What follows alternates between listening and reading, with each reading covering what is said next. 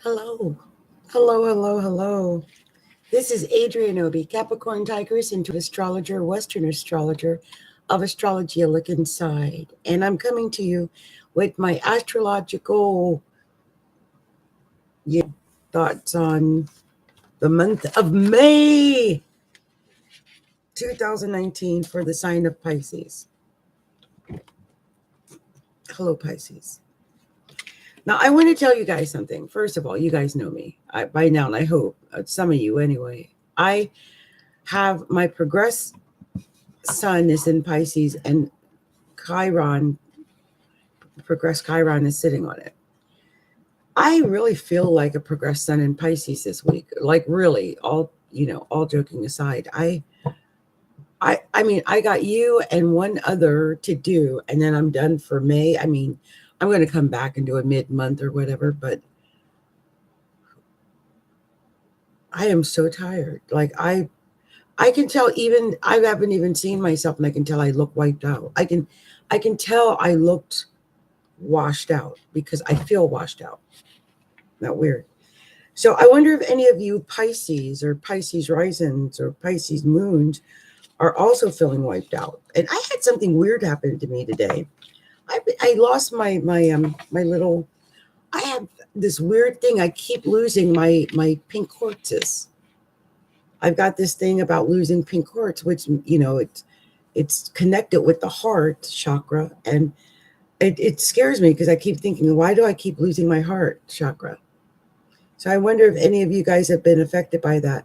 The North Node is in the fifth house right now in Cancer. And so you might have been getting back in touch with your heart chakra. Mars is going to be there after the 15th of May as well. Up until then, it's in the fourth house along with several other planets.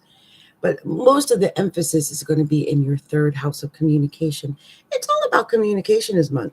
It's all about talking, speaking, writing, texting, telephone calls, emails, and short distance travel. I mean, even going out locally to different things. I could see you doing that, hanging out with friends, going to local places, um, hanging out with women, I think, locally, because there's going to be a new moon in the third house on the 4th of May in the sign of Taurus.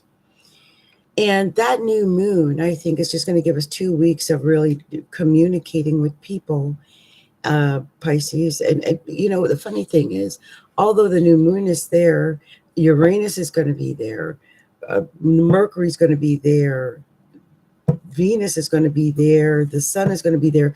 The third house gets all of the area of communication. That could be your family members. That could be like aunts, uncles, nieces, nephews, cousins, stuff like that. It could be short distance travel. It could be that you have issues with your car.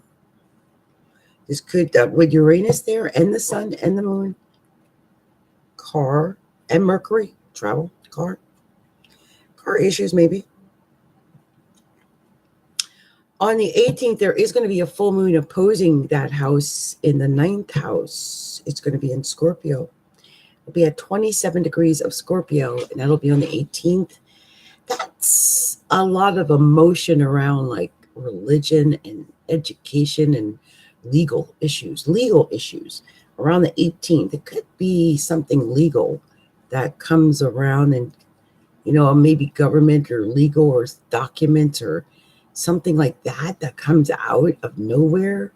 You might get that because a full moon usually indicates emotion, even emotional outbursts, but a pouring of emotion.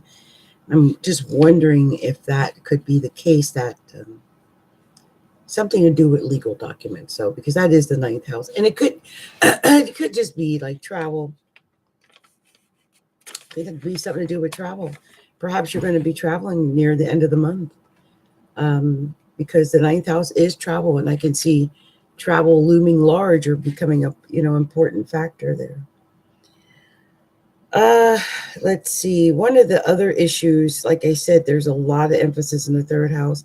On the 21st, the sun and Mercury moves from the third house of Taurus into the fourth house of Gemini.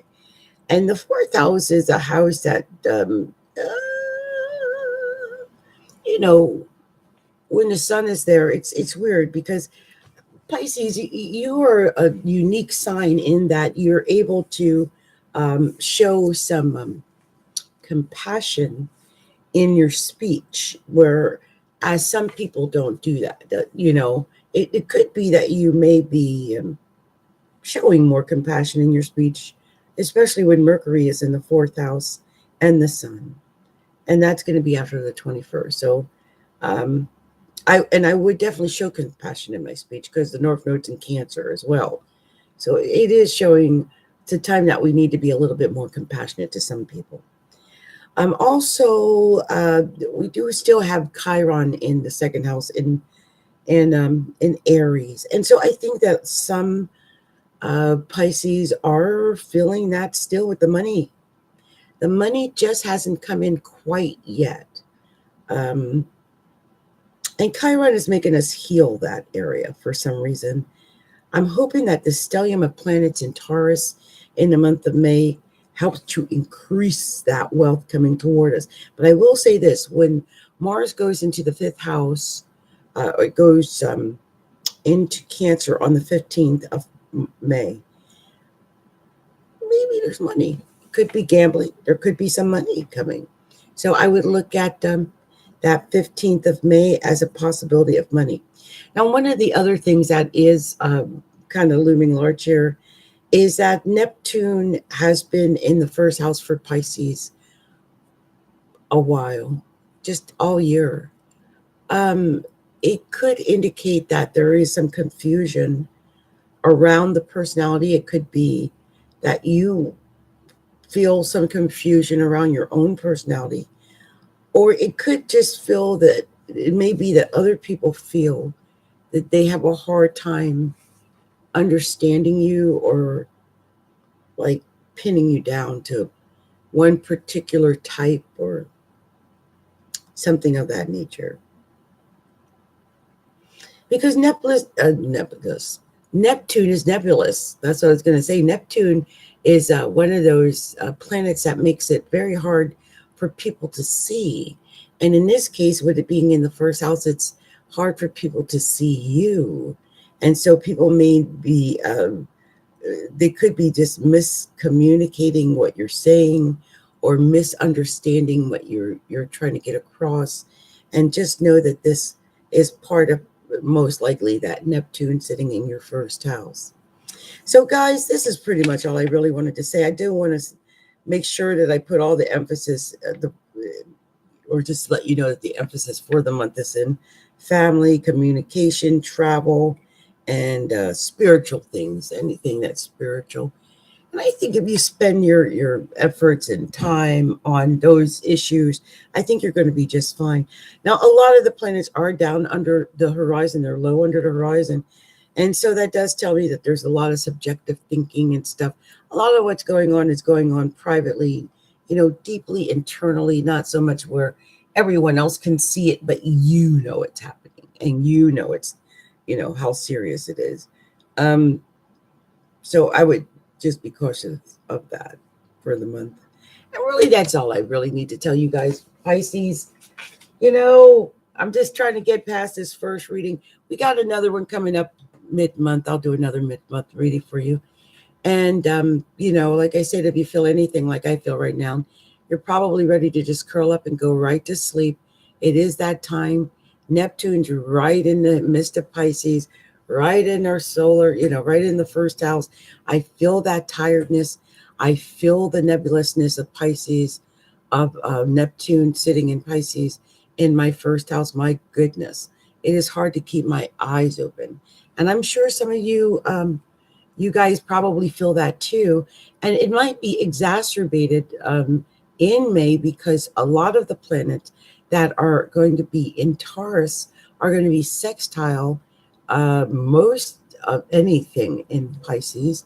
And so that's a natural sextile.